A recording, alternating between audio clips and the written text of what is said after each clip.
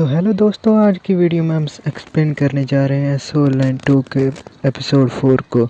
और इसके पहले के एपिसोड अगर आपने नहीं देखे तो लिंक डिस्क्रिप्शन में है।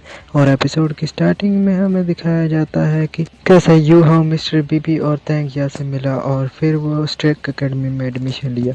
और फिर हमें दिखाया जाता है यू हाउ अपने रूममेट को मिलने के लिए आ गया होता है और वो जब दरवाज़ा खोलता है तो उसे वो अपना रूममेट बहुत ही ज़्यादा खूबसूरत लगता है और उसे लगता है कि ये कोई लड़की होगी, पर नहीं, वो लड़का होता है और वो बहुत ही ज़्यादा रूड भी होता है, जो कि सीधे सीधे यू हाउ को इग्नोर कर देता है और उसे कहता है कि अगर तुम्हें मेरे रूम में रहना है तो तुम्हें मेरी 5 शर्तें माननी होंगी।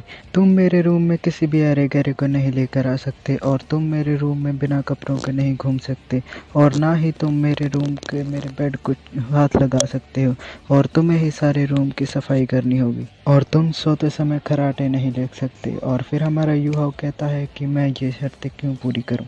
और फिर यू हाउ का रूममेट कहता है कि अगर तुम मेरी ये सारी शर्तें पूरी नहीं करते तो मैं तुम्हें अपने रूम से निकाल दूंगा। और यू हाउ अगर तुम फाइट ही करना चाहते हो तो चलो ठीक है, फाइट कर डिसाइड करते हैं कि ये शर्तें मैं मानूंगा या फिर नहीं। और फिर पहले वो बंदा पूछता है कि पहले तुम मुझे अपना नाम बताओ, पर फिर यू हाउ अपना एटीट्यूड दिखाते हुए कहता है कि पहले तुम अपना नाम बताओ। और फिर वो बंदा कहता है कि मेरा नाम है वू टोंग। और फिर यू हाउ अपना नाम बताता है और वो कहता है कि तुम यहाँ से जल्द ही निकलने वाले हो यू हाउ।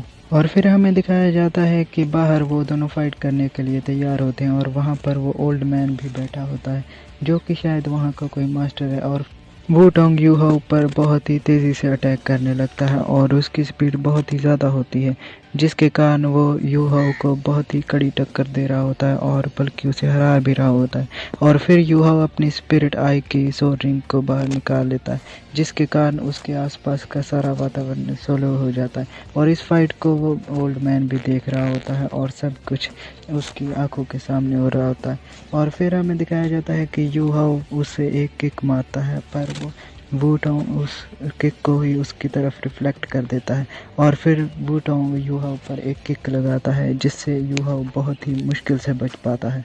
और फिर यू हाउ और वू टोंग की फाइट बहुत ही ज़्यादा खतरनाक और एपिक मोड लेने लगती। और फिर वू टोंग यू हाउ से कहता है कि क्या तुम बस यही कर सकते हो, जो सुनकर यू हाउ को थोड़ा गुस्सा आ जाता है और वो उस पर बहुत ही तेज़ी से अटैक करने लगता है और जिसे यू हाउ बड़ी ही मुश्किल से डॉज कर पा रहा होता है। और फिर वो अपनी शेडो डांसिंग टेक्निक को शुरू कर देता है, जिसके कारण उसकी स्पीड भी थोड़ी सी फास्ट हो जाती है और फिर उसे एक किक मारता है, पर वो उसे उस किक से ही ब्लॉक कर लेता है। और फिर वो टोंग यू हाउ को उसके हाथ से पकड़कर नीचे फेंक देता है, जिसके कारण यू हाउ की सारी बॉडी कँपाने लगती है। और वो फिर यू हाउ अपने सोल हैंड का यूज़ करता है, पर वो उसके सामने इतना काम नहीं आता क्योंकि वो टोंग की स्पीड बहुत ही ज़्यादा थी और वो उसे अटैक करने का मौका ही नहीं दे रहा था, के कारण यू हाउ की सोल हैंड वाली टेक्निक भी कुछ ज़्यादा काम में नहीं आती और वो टोंग उस पर ऐसे ही अटैक कर रहा था, जिसके कारण वो एक बॉर्डर पर जाकर खड़ा हो जाता है और फिर यू हाउ नीचे गिर जाता है। देखकर वो टोंग थोड़ा सा हैरान हो जाता है और वो उसे देखने के लिए आता है, पर ये यू हाउ की चाल थी और फिर वो अपनी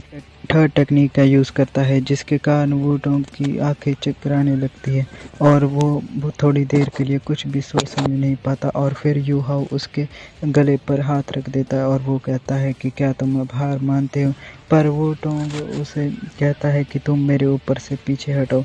और फिर यू हाउ कहता है कि अगर तुम हार नहीं मानोगे तो मैं नहीं हटूंगा। और फिर वो टोंग को मजबूरी में हार माननी ही पड़ती है और वो कहता है कि मैं अच्छा हार मानता हूँ, मुझे छोड़ दो।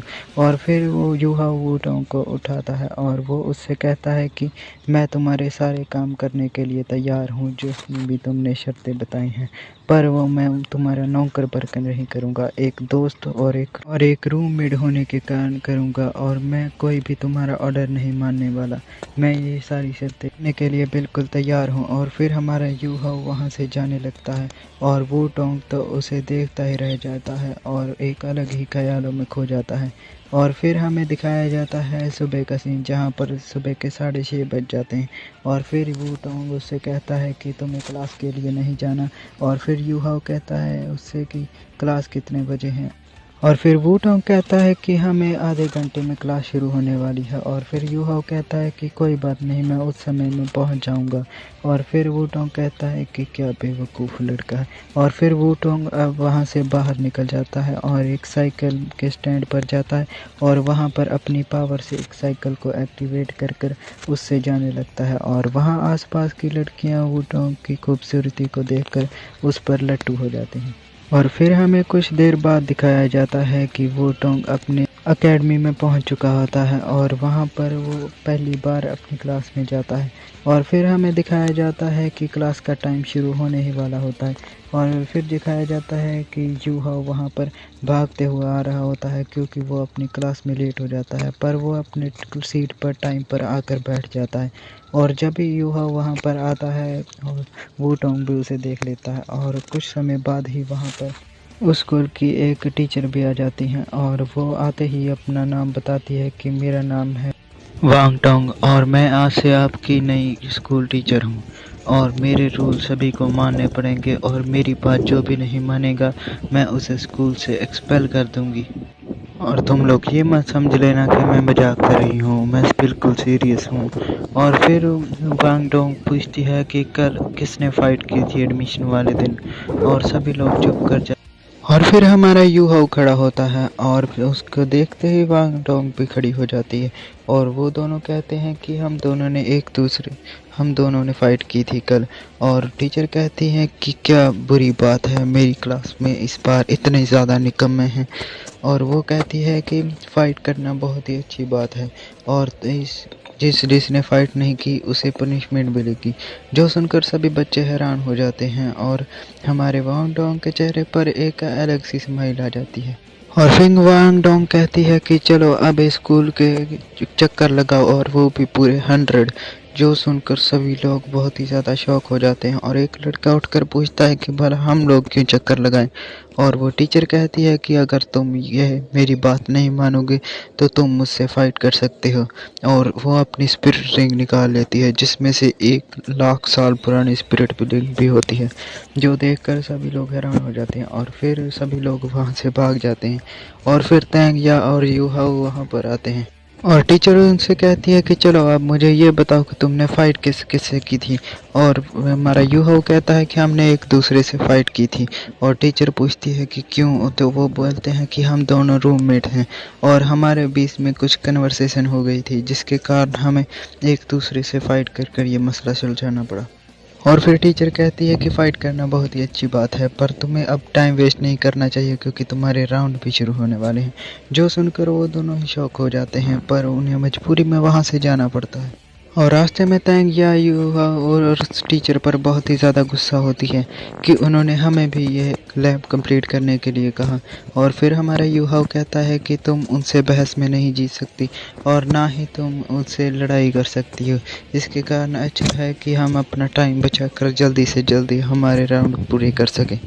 और ऐसे ही रनिंग करते करते वो एक दूसरे से बातें कर रहे होते हैं और टैंग वूटोंग यूहाओ से पूछती है कि आखिरकार तुमने मुझे तब कैसे हराया था और तुम्हारी सोल पावर क्या है और तुम किस जगह से आए हो और तुम्हारी पहली स्पिरिट रिंग क्या है। और फिर यूहाओ कुछ भी नहीं बताता और ये सुनकर टैंग वूटोंग थोड़ा गुस्सा हो जाती है और वो कहती है कि क्या तुम सभी से ऐसे ही बात करते हो, पर यूहाओ कहता है कि नहीं। और फिर टैंग वूटोन पूछती है कि तुम्हारी सोल पावर क्या है और यूहाओ कहता है कि मैं 10th लेवल पर हूँ। जो सुनकर वूटोंग को खुद पर ही गुस्सा आ रहा होता है कि मैं एक 10th लेवल के बंदे से हार गई। और फिर हमें दिखाया जाता है कि वो तेज़ी से अपने लैब्स कंप्लीट करने लगती है और वो सबको पीछे छोड़ देती है, जो कि हमारी वांग डोंग टीचर भी देख रही होती है। और फिर हमें यूहाओ को दिखाया जाता है जो कि सबसे पीछे दौड़ रहा होता है और वो पूरी तरह एग्जॉस्ट हो चुका होता है और वो अपने लास्ट लेवल पर ही होता है। और फिर हमें दिखाया जाता है वूटोंग को जो कि अपने सारी लैब्स कंप्लीट कर लेती है और सबसे पहले वहां पर पहुंच जाती है, जो देखकर वो थोड़ा खुश भी हो जाती है। और फिर हमें दिखाया जाता है यूहाओ को जो कि हार नहीं मानता और अपने आखिरी राउंड में होगा और वो बेहोश होने ही वाला होता है, पर तभी उसे कोई पीछे से आकर पकड़ लेता है। और फिर यूहाओ मुड़कर देखता है तो वो होती है वूटोंग और वो कहती है कि बेवकूफ़, तुम अपने सोल पावर का इस्तेमाल कर कर अपने आप को लाइट कर लो। और फिर हमारा वुडोंग अपने उस खूबसूरत से बटरफ्लाई विंग निकालता है और जो देखकर सभी लोग हैरान हो जाते हैं, यहाँ तक कि वांग डोंग भी हैरान हो जाती है। और वो कहती है कि ऐसी स्पिरिट गार्डियन मैंने कभी भी नहीं देखती।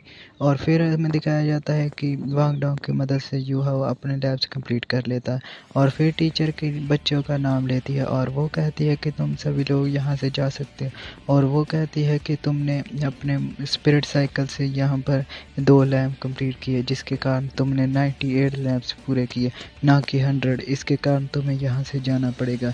और फिर एक बच्चा कहता है कि यू हाओ ने भी तो चीटिंग की है, तो आप इसे भी निकाल दीजिए। और फिर वांग डोंग कहती है कि नहीं, उस लड़की ने खुद उसकी मदद की है, जिसके कारण हम उसे नहीं निकाल सकते और वो उसकी मर्जी सी। और वो कहती है कि चलो सभी लोग अपना बोरिया बिस्तर निकल कर ले जाओ।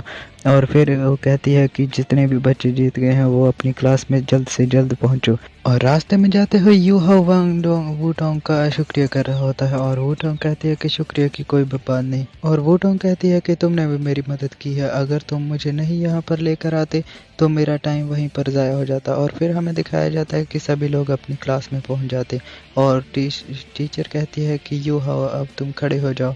और वो कहती है कि मुझे बताओ कि तुम्हारा स्पिरिट लेवल कितना है। और फिर यू हाओ कहता है कि मेरा स्पिरिट लेवल 11 है, जो देखकर सभी बच्चे बहुत ही शौक हो जाते हैं। और वुडोंग कहती है कि ये कितना एम्बैरेसिंग है, मैं एक 11 लेवल वाले बच्चे से हार गई। पर वो अपने मन में सोचती है कि 11 लेवल वाले को यहाँ इस स्कूल में एडमिशन कैसे मिल सकता है।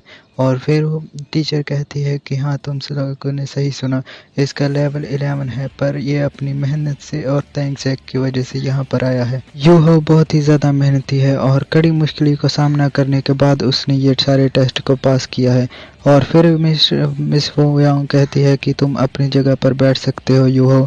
और फिर यू हाओ अपनी जगह पर बैठ जाता है और मिस वुडोंग वहाँ पर क्लास शुरू कर देती है और कुछ घंटे यहाँ पर क्लास चलती है और फिर सभी लोग अपनी पूरी शिद्दत से वहाँ पर पढ़ाई कर रहे होते हैं। और फिर कुछ समय के बाद क्लास ख़त्म हो जाती है और सभी बच्चे अपने क्लास से बाहर आ जाते हैं। और रास्ते में जाते हुए वुडोंग मिस यू हाओ को आवाज़ लगाती है और वो कहती है कि यू हाओ तुम मेरे साथ जा रहे हो। और जो सुनकर यू हाओ बहुत ही ज़्यादा हैरान हो जाता है कि भला मिस वुडोंग को मुझसे क्या काम होगा। और यहीं पर हमारा एपिसोड ख़त्म हो जाता है। Thanks for watching.